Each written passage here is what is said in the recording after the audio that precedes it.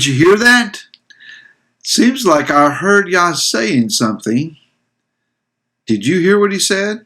Do you know what he said? If so, can you please tell me? I, the Spirit, folks, are timid at Torah. Day number 1 of the Torah portion, Shelach Lecha. Let's go to the book of Numbers, Bamidbar, chapter number 13, and read the first 3 verses.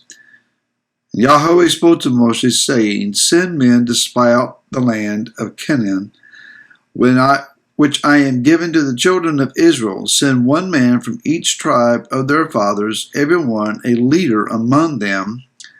And by the mouth of Yahweh, Moshe sent them from the wilderness of Paran, all of them who were heads of the children of Israel.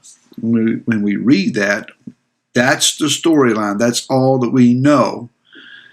And so it would seem like this adventure of going into the land with these selected men from each tribe, that was Yah's idea.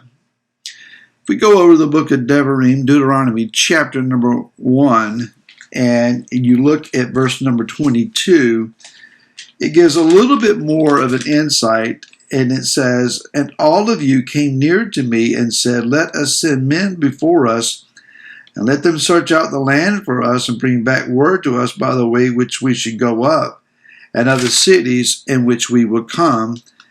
And he said, The matter was good in my eyes, so I took 12 of your men, one from each tribe, and then he sends them into the land. When we come back then to our text for today, it seems that Yah is the one who originated this idea. Sends them one in to spy out the land. Well, there's a couple of issues with that. Number one, Yah already knows the land. He knows the land because he created the land. And of all of the lands on the face of the earth, he chose this particular regional piece of property to be the inheritance of his people Israel. He's already described the land to Moshe and to the elders and to the people. This is the land that flows with milk and honey. He's described the produce of the land. He's talked about how the watering system is different than that of Mitzrayim or Egypt, where they use canals and they have little footbridges that they move with their foot to irrigate the land and its crops. In Israel, you're dependent upon the favor of Yah with the early rains and then the latter rains. So Yah's already promised them this land works. And if you walk with me and obey me and my commands, the land will work for you. So Yah doesn't need a land report, neither does he need an entry point or a route to be taken. If he can lead his people through the wilderness by moving the cloud, certainly he can guide his people through the land and tell them which battle to fight and which city to take next. In fact, he did exactly that. So then, Yah's not looking for any reconnaissance, is the word I'm looking for. No one needs to go in and tell him anything. Number 2, Moshe can hear clearly from Yah. He knows the voice of Yah well enough to be instructed. Yehoshua, who ended up taking the people in the land, certainly could discern the voice of Yah. That all being understood, what's the spy ring for? It's to satisfy man. Brings us to an issue that I addressed in the opening lines here. And that is that when we hear something from him, whether we read it in the Word and the Word seems to jump off of the page at us and it's like, wow, I've never seen that before, or I've never seen it with that intensity before. That quickening in your spirit where it would seem Yah is saying, I'm saying to you this word right now. Sometimes we're hearing it in a teaching or a preaching and it's like, wow, that hit me like a ton of bricks. We write it down and we go home and we start reading it again and again and meditating on it and chewing on it. That's what's supposed to happen. Then there are those moments where we're in prayer and we just get that unmistakable clarity of understanding. We call it hearing his voice, whether you hear something inwardly in your ears or in your heart, your mind, your spirit, you know that speaking to you and that direction that he gives. Once you have learned to discern his voice and determine that it is indeed Yah that is speaking to me and giving me direction, there's only one of two choices then to make. Am I going to listen to what he says and heed it and follow it and do as he instructs? Or am I going to challenge it, question it, roll it over in my mind, think about it for a while, bounce it off about 15 different people, try to get their opinions, and ultimately decide maybe I didn't hear him after all? More often than not, I have found personally that when Yah speaks, it's in a form of direction, in a form of challenge at times. There have been those moments where it was life-changing events and life-changing moves that he wanted me to take.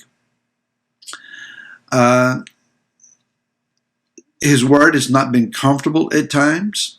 It's been reproving at times. I've not really heard Yah come down and give me hearts and flowers. More often than not, it is, son, this is what you're to do. Or this is where you're failing. This is a place you need to pay attention to.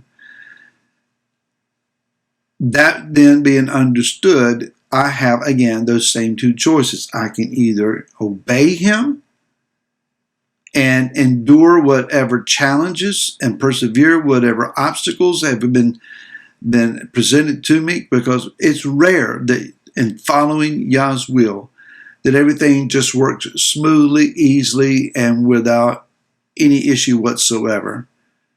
More often than not, there's a challenge and a questioning of something. People are not going to understand your moves. And I'm not advocating going out and doing weird things and taking foolish leaps of faith or making foolish choices. But when you know that the word of Yah has been brought to you and you've heard it and it is a clear direction and you have peace about it, even though it is a challenge or a test of some sort, we follow through. Here in this setting, Moshe seems to say, it might be a good thing to look at this. The phrasing here, Shelach Lecha, send for yourself. When Yah says this, he is saying, you don't need to send for me. Send it for yourself. The fuller portion of this phrase is Shelach Lecha enoshim v'yitru. And it's normally, again, translated, send men to spy. A more literal phrasing is, send for yourself a group of men to tour. They don't need to spy and bring back information. If you want to send an advance party to go look around and see the good of the land and be tourists in the land, go. Many of us have been to Israel, and we go initially as tourists, more often than not. We get on buses and we go from one site to the other, and we tour the land, and the Israeli people know the moment that they see you. If you're an American, they can tell you're an American a mile away, and they're glad to see you, and I encourage you to go. If it's on a tour, I encourage you to go. Stay away from the tours that only do the tourist trap things, but there are great tours. Go to my friend Mike Clayton's site, jointahashem.org. He has the best tour and the best tour guide and Hanot Young in the land. I recommend them. Go to the land. Be there as a tourist. When you come back, your understanding of the land will be different. Your heart will be in the land. Your mind, your spirit will be about the land, and you will be making plans to go back to the land. There is something powerful taking place here. The people are preparing to go in. They were just preparing to do it the wrong way, and we'll talk about that tomorrow. Until then, shalom.